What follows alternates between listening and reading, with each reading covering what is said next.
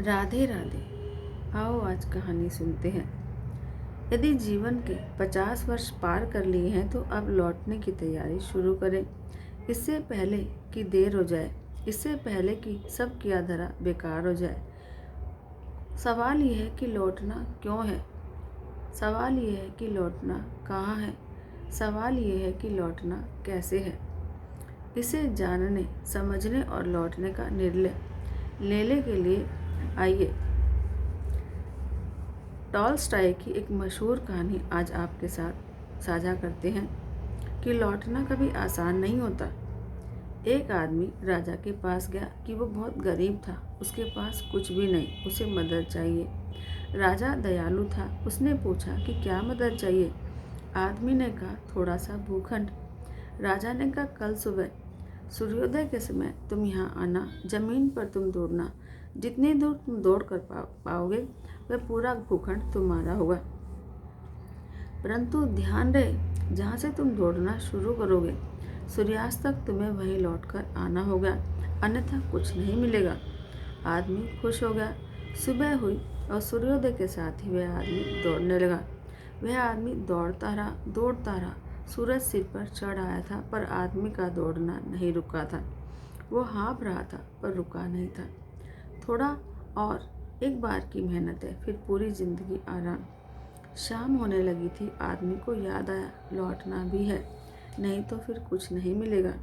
उसने देखा कि वो काफ़ी दूर चला आया था। अब उसे लौटना था, पर कैसे लौटता। सूरज पश्चिम की ओर मुड़ चुका था। आदमी ने पूरा दम लगाया। वो लौट सकता था, पर समय तेजी से बीत रहा था। थोड़ी ताकत और लगानी होगी और वो पूरी गति से दौड़ने लगा, पर अब दौड़ा नहीं जा रहा था और वो थककर गिर गया। उसके प्राण निकल गए। राजा यह सब देख रहा था। अपने सहयोगियों के साथ वो वहाँ गया जहाँ आदमी जमीन पर गिरा था। राजा ने उसे गौर से देखा और फिर सिर्फ इतना ही कहा कि इसे सिर्फ 2 गज जमीन की दरकार थी, नाहा कि ये इतना दौड़ रहा था। आदमी को लौटना था, पर लौट नहीं पाया और वो लौट गया वहाँ जहाँ से कोई लौट कर नहीं आता। अब जरा उस आदमी की जगह अपने आप को रखकर कल्पना करें, कहीं हम भी तो वही भारी भूल तो नहीं कर रहे हैं जो उसने की। हमें अपनी चाहतों की सीमा का पता नहीं होता।